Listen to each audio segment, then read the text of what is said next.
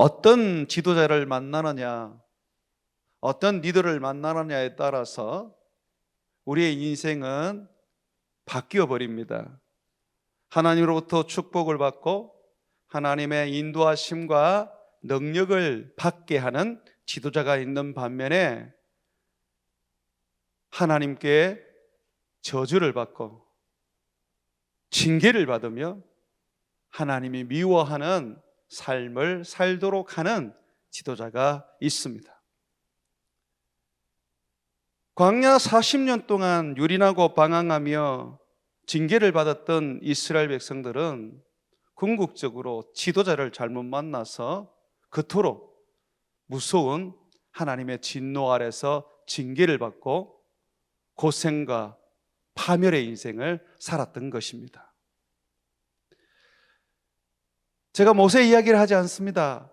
제가 지금 말하는 것은 각 이스라엘 지파, 이 12지파의 두령들, 천부장이라고도 말할 수 있고 지파의 족장이라고도 말할 수 있는 이 지도자들 때문에 이스라엘 백성들이 결국은 광야에서 다 죽고 무서운 하나님의 형벌 속에서 그 인생이 끝나버렸다는 겁니다. 모세는 이스라엘 백성들을 이끌면서 혼자서 이스라엘 백성들을 섬기기가 너무 어려워서 하나님 앞에 울며 기도했습니다. 내 어깨의 짐이 너무 큽니다. 하나님, 왜 나에게 이 모든 백성을 다 맡기십니까? 나는 못하겠습니다. 그래서 하나님께서 이스라엘 백성들 가운데 각 지파의 지도자를 뽑게 만드셨습니다. 그 중에서도 70명을 뽑아서 모세에게 성령을 부은 것처럼 그들에게도 성령을 부어 주었습니다.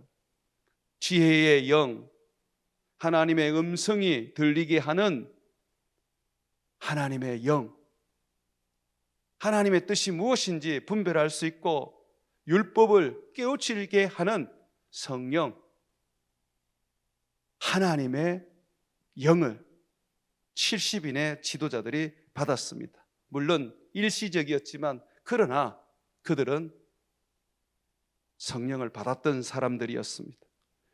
뿐만 아니라 혼자서 재판하던 모세는 혼자가 너무 힘들어서 10부장, 50부장, 100부장, 1000부장을 세워서 그 지도자들에게 다 율법을 가르쳐 그 율법대로 백성들을 재판하고 도저히 자기들이 원하는 것은 모세에게 데리고 오라고 가르쳤습니다. 이토록 하나님은 모세를 통하여 이스라엘의 지도자들에게 성령을 주셨고 말씀을 가르쳐 백성들을 이끌고 지도하도록 하셨습니다.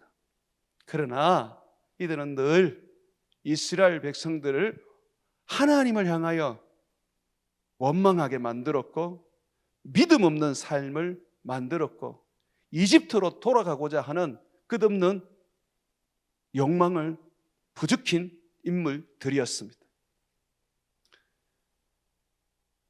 이스라엘 백성들이 가데스 바네아에 있을 때에 모세는 12 정탐꾼을 가나안 땅에 보내었습니다. 각 지파에 한 명씩 영적 지도자들을 백성들로 하여금 선출하게 해서 그 사람들을 모두 다 12 정탐꾼 안에 집어넣어서 가나안 땅에 보내어 정탐하게 했던 것이죠. 거기에는 여호수아도 있었고 갈렙도 있었습니다.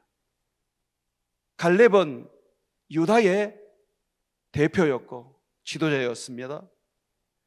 여호수아는 에브라임 지파의 지도자였고 대표였습니다.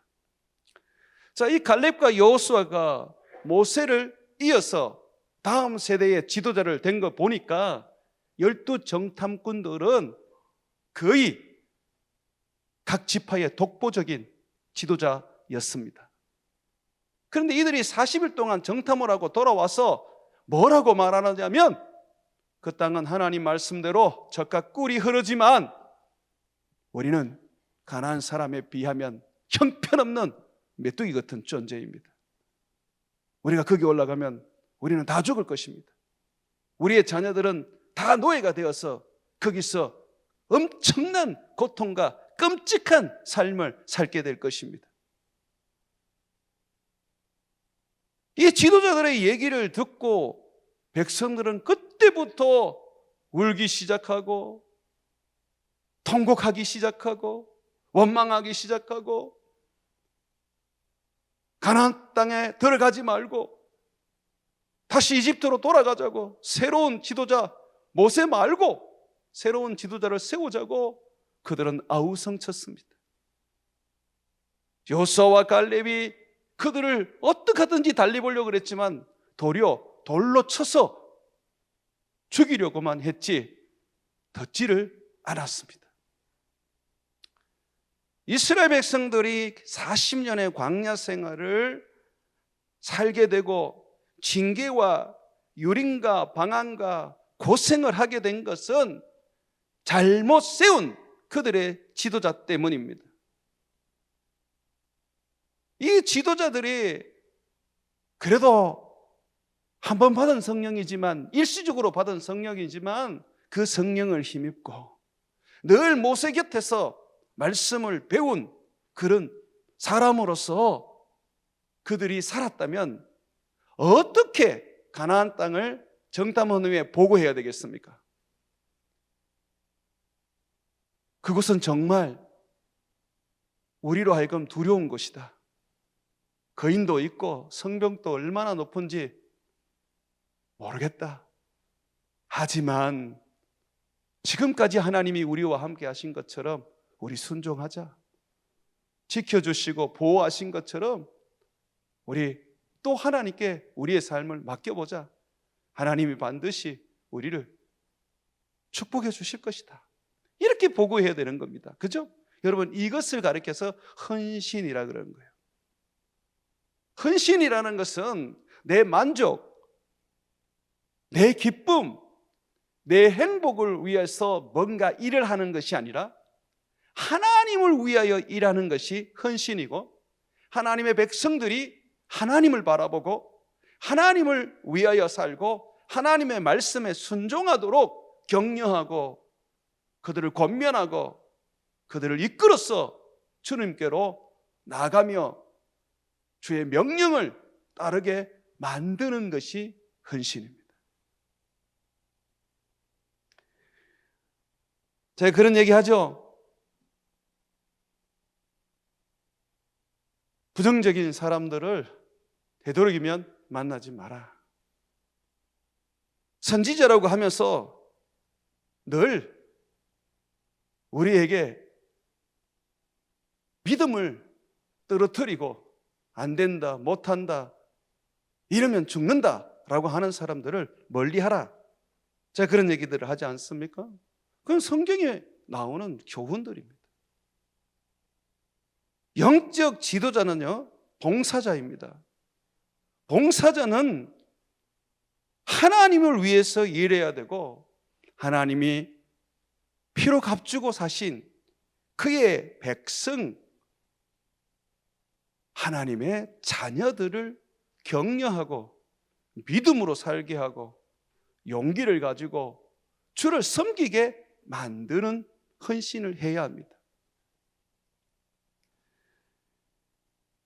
교회에서 사역을 하는 목사들이나 장로님들이나 권사님들이나 또는 주방이나 화장실이나 보이지 않는 곳곳에서 봉사하는 사람들을 볼 때 자기의 만족을 위해서 이거라도 해야지 나는 신앙을 유지할 수 있어 라고 여기는 사람들, 그들은 주님께 헌신하는 게 아닙니다. 자기에게 헌신할 뿐이죠. 주님께 헌신하는 사람은 결코 그렇게 말하지 않습니다. 그렇게 생각하지 않습니다.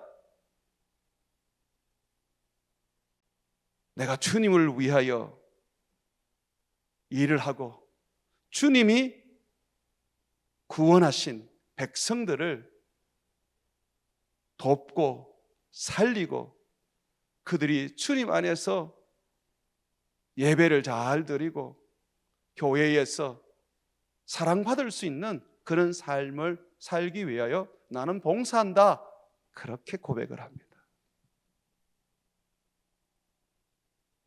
이스라엘 백성들은 한 번도 주를 위하여 살지 못했습니다.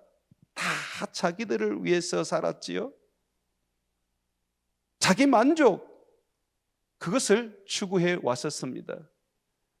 지도자들이 다 그렇게 살았기 때문이죠. 그런데 예수님은 이 땅에 오셔서 그렇게 살지 않으셨어요. 예수님은 섬기는 자가 되셨고 자기의 몸을 대속물로 내어주어 십자가에 죽으심으로 죄인을 살리셨습니다. 주님은 자기를 위하여 일하시거나 자기의 만족과 자기의 행복을 위해서 봉사하지 않으셨습니다. 아버지를 기쁘게 하고 아버지께서 구원하신 백성들을 살리며 그들을 아름답게 양육하며 믿음의 사람으로서 살아갈 수 있도록 그들을 위하여 헌신하셨습니다. 오늘 말씀에 보게 되면 비느하스라는 아론의 자손이 나오는데 이 사람은 제사장 가문의 자손입니다. 이 사람이 이스라엘 백성들이 범죄하여 하나님으로부터 무서운 징계를 받을 때 전염병으로 2, 3만 명이 죽었었거든요. 이 무서운 징계를 받을 때 하나님의 그 무서운 징계를 멈추게 합니다. 발람이라는 선지자가 나옵니다. 성경에 보면요, 이 민수기에 이 사람은 이스라엘 사람도 아닙니다. 그런데 이 사람은 하나님의 음성을 듣고 하나님이 전하여 주는 말씀을 사람들에게 전하는 선지자였습니다.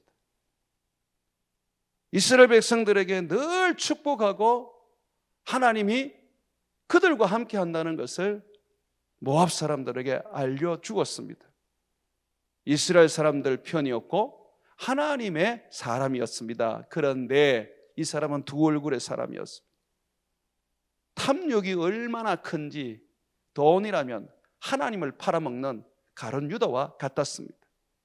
그래서 성경에는 안 나오는데 이 민수기에는 안 나오는데 다른 성경에서 이야기를 해줍니다.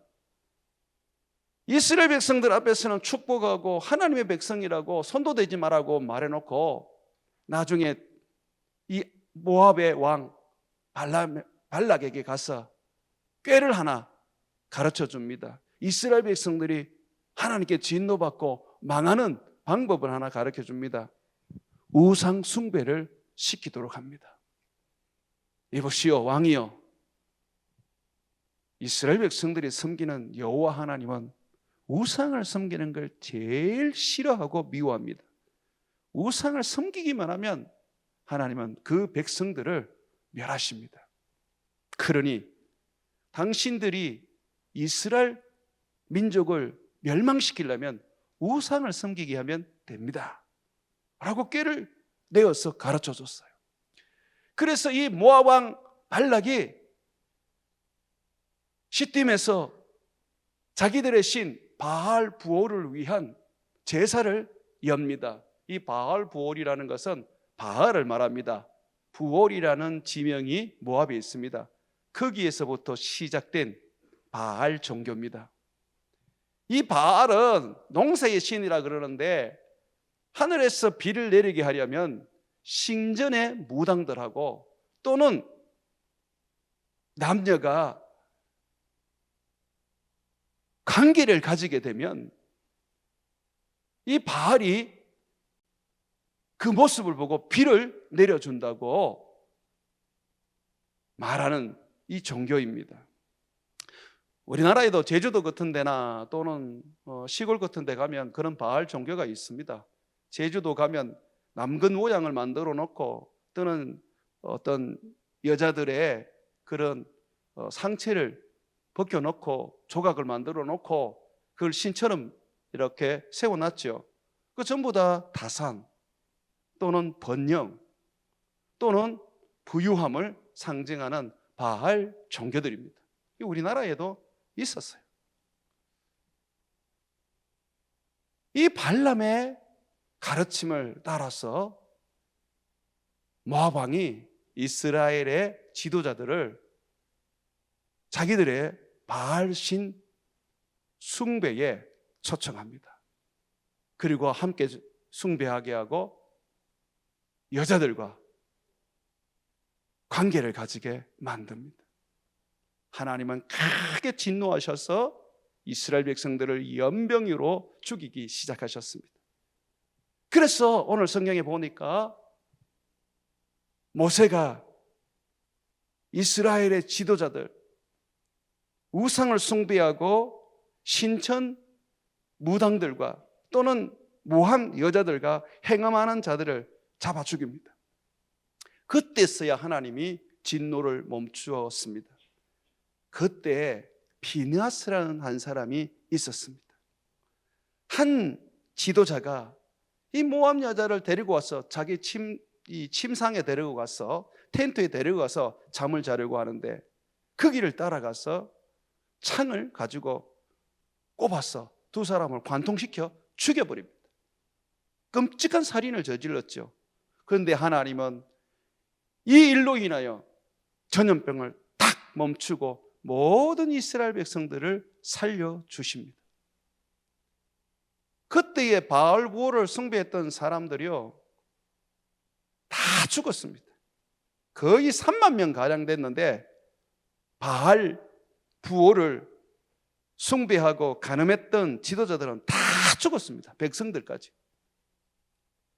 자, 우리가 이 사건을 통해서 자칫 잘못하면 이런 생각을 합니다. 그래, 죄진 놈은 다 죽여야 돼. 그래, 하나님을 위해서 열심을 내고 질투심을 가지고 그냥 죄만 지면 가가 다 죽여야 돼. 이렇게 생각할 수 있습니다. 근데 성경은 그걸 얘기하는 게 아닙니다. 하나님의 그 질투심과 하나님 앞에서의 그 헌신으로 비느하스가 행음하는 이스라엘 지도자를 창으로 찔러 죽였지만 궁극적으로는 그가 그렇게 한 것은 전염병으로 죽어가는 자기 백성 이스라엘 백성들을 살리기 위한 겁니다. 악을 끊지 않으면 계속해서 하나님의 무서운 징계와 심판이 부어지기 때문에 가만히 있을 수가 없었던 것이죠. 이것은 거의 40년 전에 배웠던 일이었습니다.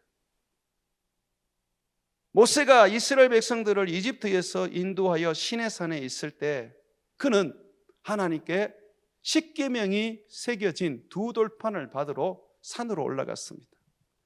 시간이 오래되다 보니까 이스라엘 백성들은 모세가 죽은 줄 알았어요. 그래서 그때 약 3,000명 정도 되는 사람이 금송아지를 만들어 놓고 여호와라고 부르고 그것을 예배하기 시작했었어요. 하나님이 진노하셨고 그 일로 모세는 산에서 내려와서 하나님께 받은 그 두 돌판을 그냥 바닥에 던져버려서 깨트려 버렸습니다. 그리고 이렇게 말했습니다. 누구든지 좋다. 하나님의 편에 설 사람은 일어나라. 그때에 비느하스가 속했던 레위 지파 사람들이 일어났습니다. 그리고 모세가 말했습니다. 칼을 들어서 저 우상 숭배하는 자들을 다 죽여라. 3,000명이 저쪽에서부터 저쪽까지 사람들이 진치고 있는 그 모든 곳에서 다 레위 사람들의 칼에 의해서 죽었습니다. 엄청난 사륙이 일어났던 것이죠. 그런데 그 3,000명을 죽이고 나니까 하나님의 진노가 멈추어지는 거예요. 모세가 끊임없이 백성들을 위하여 회개하고 살려달라고 간구했더니 하나님은 레위 사람들이 한 그것까지 보시면서 진노를 멈추고 다시 그들을 이끌어 주시는 거예요. 이것을 40년 후에 비느하스가 생각했을 것입니다. 그래서 이 레위 사람이었던 이 비느하스가 누군가 이 죄에 대하여 죽어야 된다. 이스라엘의 그 회중, 하나님이 성막이 계시는 그 거룩한 곳에서 지금 행음을 하는 저 지도자를 내가 심판해야 된다. 그래야 내 백성들이 산다. 그래서 비느하스는 한 번도 사람을 죽여보지 못했을 텐데 창을 들고 벌벌벌 떨리는 손으로 가서 그 사람을 꿰뚫어 죽였던 것입니다. 백성을 살리기 위해서 말입니다. 자식을 살리기 위해서는 부모는 어떤 일도 합니다. 대신 옥살이도 하고 자기 몸의 장기도 꺼내어서 자기는 죽고 살도록 이식시켜 줍니다. 여러분, 이것을 헌신이라 그러는 거예요. 하나님의 백성을 살리는 일, 하나님을 위하여 일하는 것이 하나님의 백성을 살리는 일입니다. 예수님께서 우리에게 이런 이야기를 해주십니다. 너희들이 나중에 주님 앞에 서서 하나님 앞에 서서 심판받을 날이 있다. 그때에 영원한 영생을 얻어서 새하늘과 새 땅에 들어갈 양과 같은 존재가 있고, 영벌을 받아서 영원한 불타는 지옥에서 형벌을 받을 염소 같은 존재가 있다. 하나님께서 어떻게 심판하는지 아느냐? 하나님이 이렇게 심판하신다. 이 심판은 예수님이 하시거든요. 내가 목마를 때에 너희가 물을 주었고, 내가 덮을 것이 없을 때에 너희는 내게 와서 덮을 것을 주었고, 감옥에 있을 때 너희는 내게 와서 돌아보았다. 내가 줄일 때에 너희는 먹을 것을 갖다 주었단다.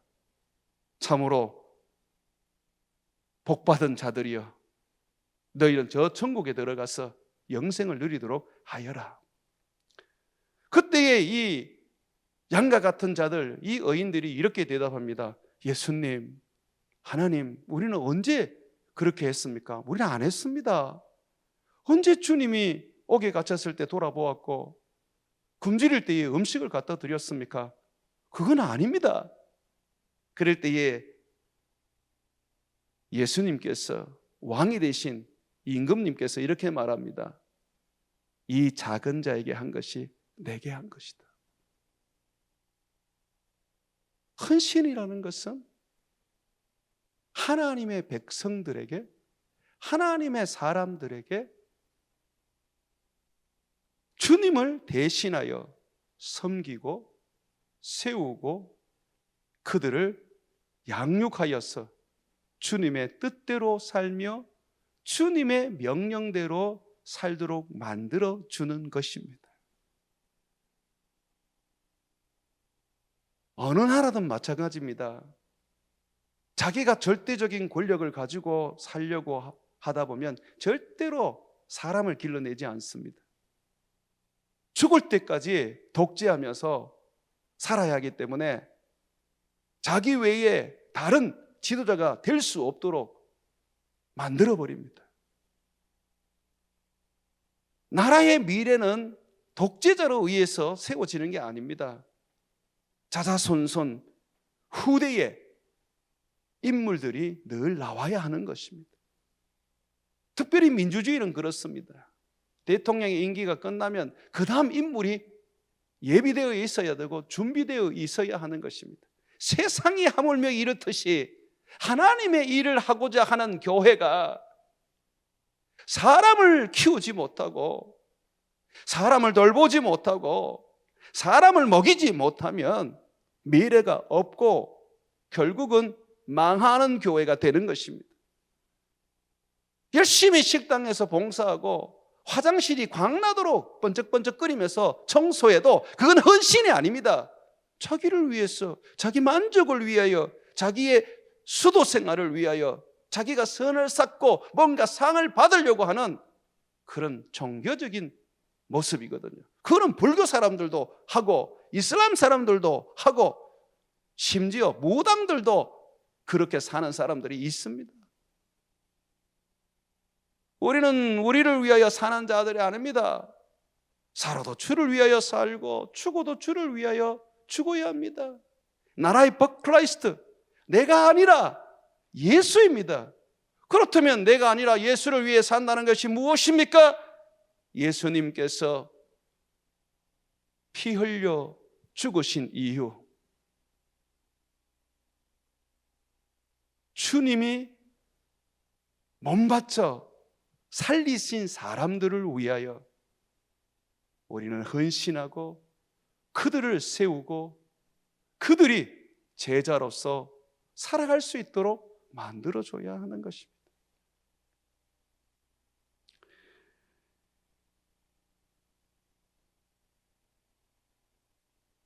제가 제자를 키우겠다는 마음으로 여기 와서 사람들을 가르치고 지금도 청년들을 양육해서 선교 후보생으로 세워서 선교사로 준비시키고 있습니다.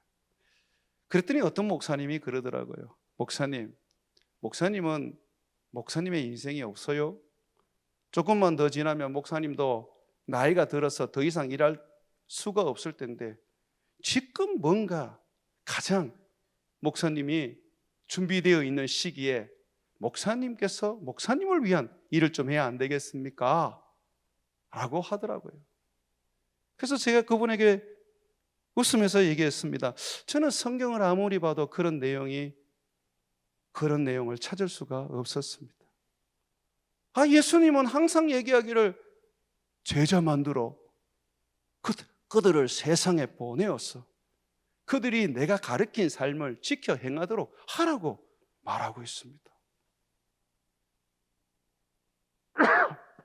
예수님은 나이가 30인데도 그가 하신 거는 12명의 제자를 만든 게 가장 큰 일이었습니다.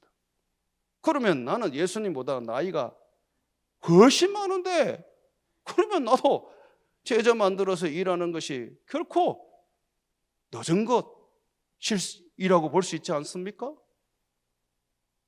뭔 나를 위해서 살아요. 그거 안 해도 돼요. 그냥 성경대로 살면 돼요 라고 제가 말했거든요. 여러분들은 어떠세요? 예수님을 믿으면서 꼭 저를 써주시옵소서, 제가 여기에 있습니다, 그렇게 하셔야 되겠습니까? 설령 제가 여기 있다 하더라도 뭘 해야 되겠습니까? 제자를 만들어야죠. 사람을 키워야지요.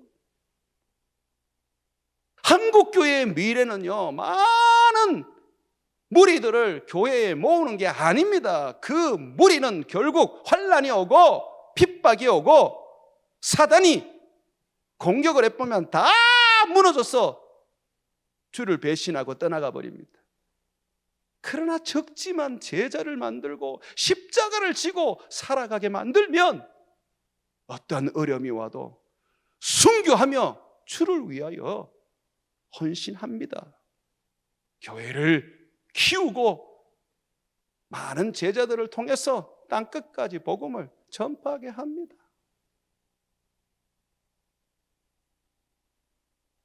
사랑하는 성도 여러분, 우리 주님이 이 땅을 떠나시기 전에 마태복음 28장 18절에서 20절에 하신 말씀을 잊으시면 안 됩니다. 가라, 모든 민족에게 가라. 아버지와 아들과 성령의 이름으로 세례를 주고 내가 분부한 모든 것을 가르쳐 지키게 해라. 제자를 삼아서 해라 라고 하셨습니다.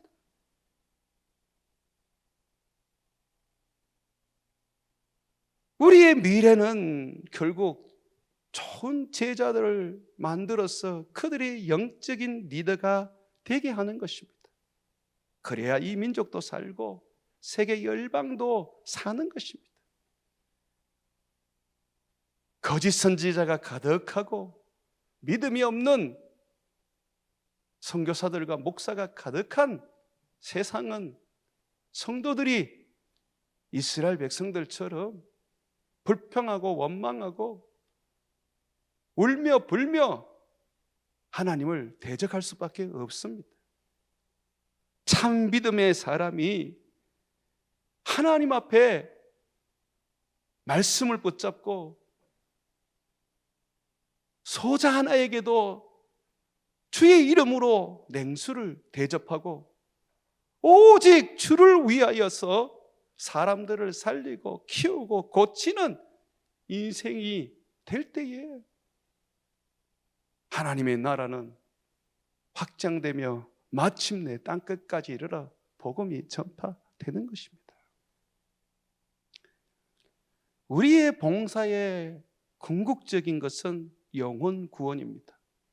그리고 구원한 그 영혼을 제자 만들어 주님의 뜻을 이루는 것입니다. 주님은 이 세상에 다시 오실 때까지 한 사람이라도 더 구원을 얻어 영원한 천국에 들어가는 것을 원하시며 그것을 위하여 이 땅에 사셨습니다. 그렇다면 우리가 우리 주님의 뜻을 위하여 살기 위해서는 반드시 사람을 키워야 합니다. 반드시 영적 지도자들이 헌신되고 주님을 위하여 살 수 있도록 만들어 줘야 합니다. 이 일을 하기 위해서 우리 교회의 지금의 영적 지도자들은, 장로님들과 권사님들과 집사님들은, 교육자들은 본이 되어야 합니다. 자기 만족을 위해서 일하고 자기 행복을 위해서 주를 섬기고 축복받기 위해서 그저 주님 앞에 살아간다면 우리는 모두가 기복주의 만들 수밖에 없고 우리의 자녀들도 앞으로 영적 지도자가 될 사람들도 동일하게 자기를 위하여 사는 인생을 만들어 놓습니다. 그러므로 우리 지금의 어른들은 책임이 크다고 하겠습니다. 어떤 모습을 보여주느냐, 어떻게 우리가 사느냐, 이것이 우리 교회의 미래입니다. 목사 하나 잘 세우면 되지, 천만의 말씀입니다. 모세는 얼마나 위대한 지도자였습니까? 그럼에도 불구하고 모세는 자기도 가나안 땅에 못 들어가고 그의 백성들도 가나안 땅에 다 죽게 만들었습니다. 그의 후손 지도자인 여호수아가 광야 2세대를 데리고 가나안 땅에 들어가는 축복을 누렸지요. 사랑하는 여러분, 열매를 맺어야 합니다. 열매라는 것은 내가 죽지 않으면 맺어지지 않습니다. 내가 땅에 죽어야 열매를 맺는 겁니다. 예수님의 사역은 고작 3년밖에 안 됩니다. 그의 나이도 30세밖에 안 되었습니다. 그러나 그는 십자가의 죽으심으로 많은 열매를 맺어 주셨습니다. 부활의 열매를 맺었지요. 구원의 열매를 맺었지요. 제자의 열매를 맺었지요. 새하늘과 새 땅의 열매도 우리에게 맺게 해주셨죠.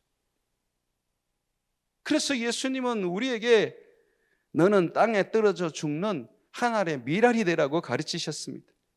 요한복음 12장 24절과 26절 말씀입니다. 내가 진실로 진실로 너희에게 이르노니 한 알의 밀이 땅에 떨어져 죽지 아니하면 한 알 그대로 있고 죽으면 많은 열매를 맺느니라. 자기의 생명을 사랑하는 자는 잃어버릴 것이요 이 세상에서 자기의 생명을 미워하는 자는 영생하도록 보존하리라. 사람이 나를 섬기려면 나를 따르라. 나 있는 곳에 나를 섬기는 자도 거기 있으리니 사람이 나를 섬기면 내 아버지께서 그를 귀히 여기리라 하셨습니다. 뭐라고 말합니까? 하늘의 미랄이 되어서 죽어라. 내가 있는 그곳에 너희도 있어야 된다. 내가 어디에 있었느냐? 십자가에 못 박혀 죽었지 않느냐?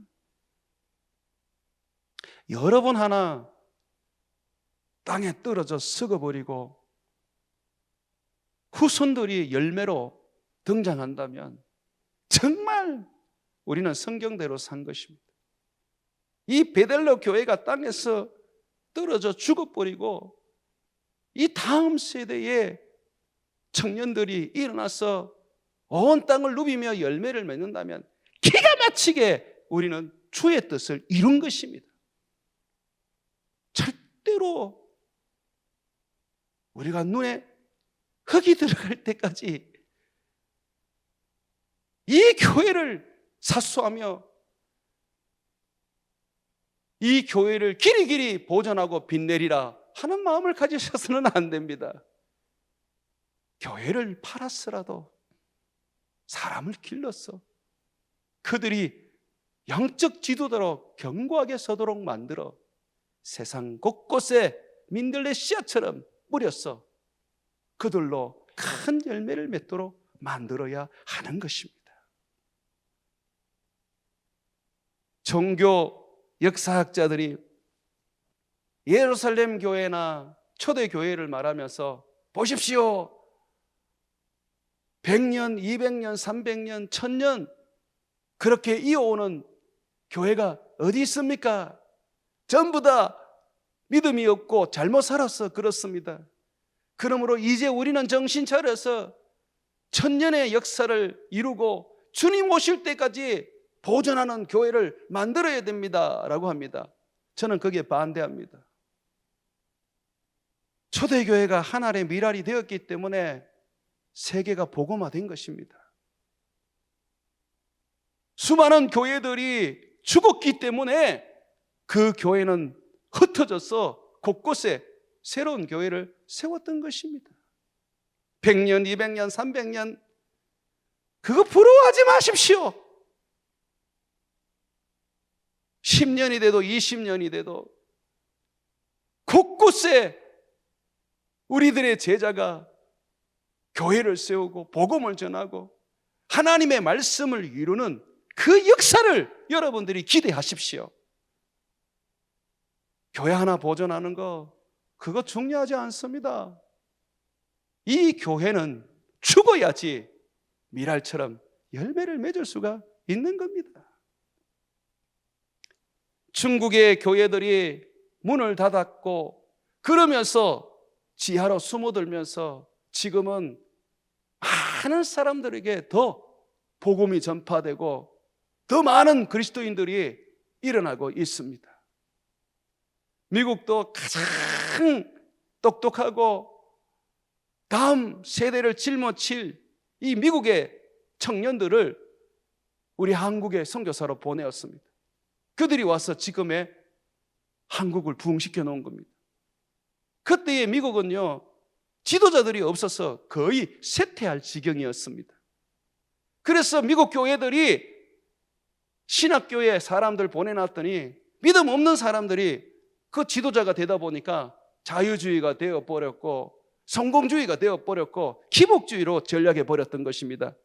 그러나 놀랍게도 하나님은 그 미국 교회를 잠시 쇠퇴하게 하는 듯 하지만 다시 우리를 복음화하신 후에 일으켜서 지금도 여전히 세계 가운데에 선교하는 교회로 하나님이 이렇게 세워 놓으셨습니다.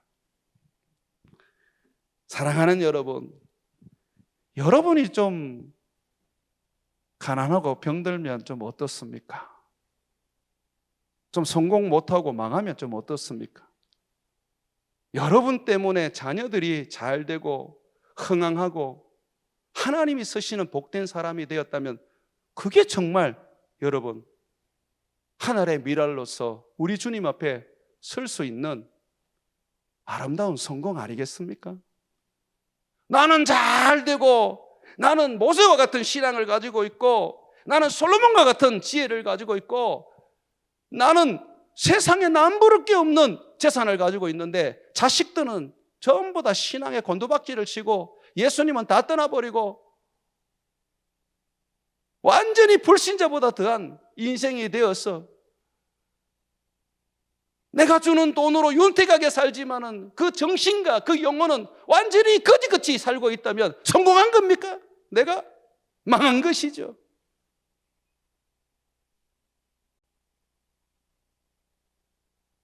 우리 교회의 미래가 어디에 있어야 되겠습니까? 주님이 오늘 우리에게 보여주시는 헌신, 비느하스와 같은 헌신을 주님이 요구하십니다. 비느하스는 이스라엘 백성들을 살리기 위해서 범죄하는 지도자를 창으로 죽였습니다. 우리가 주님 앞에 헌신하기 위해서는, 우리의 교회를 살리고 우리의 후손을 살리기 위해서는 사람을 키우는 것밖에 없어요. 거기에 목숨을 걸면 됩니다. 나 하나 빛나지 않으면 어때요? 나 하나 유명하지 않으면 어떻습니까? 내가 다른 사람의 인정 못 받으면 어떻습니까? 이 베델로 교회의 다음 제자들이 곳곳에 복음을 전하고 하나님의 나라를 이루고 하나님의 뜻을 위하여 헌신하고 그들도 우리와 같이 산다면 그것이야말로 우리 주님 앞에 우리가 정말 충성되이 헌신하는 거 아니겠습니까? 사랑하는 여러분, 자꾸 내가 하려고 그러지 마세요. 안 하셔도 됩니다. 다른 사람이 하도록 하시면 더 하나님이 기뻐하십니다. 예수님께서 나는 전능하신 하나님이니까 내가 일할게, 너희는 가만히 있으라 그랬다면 십자가에서 죽으셨겠습니까? 예수님은 도리어 내가 십자가에서 죽는 것이 너희에게 유익이라고 말씀하셨습니다. 예수님은 죽으시고 이 땅을 떠나 하늘나라로 가심으로 말미암아 비로소 제자들이 성령을 받고 예수님보다 더 큰 일들을 하였지 않습니까? 예수님은 제자들에게 그렇게 말씀하셨죠. 떠나기 전에 얘들아, 너희는 나보다 더 큰 일을 할 거란다. 저는 여러분들이 이런 마음을 가지시기를 주의 이름으로 축원합니다.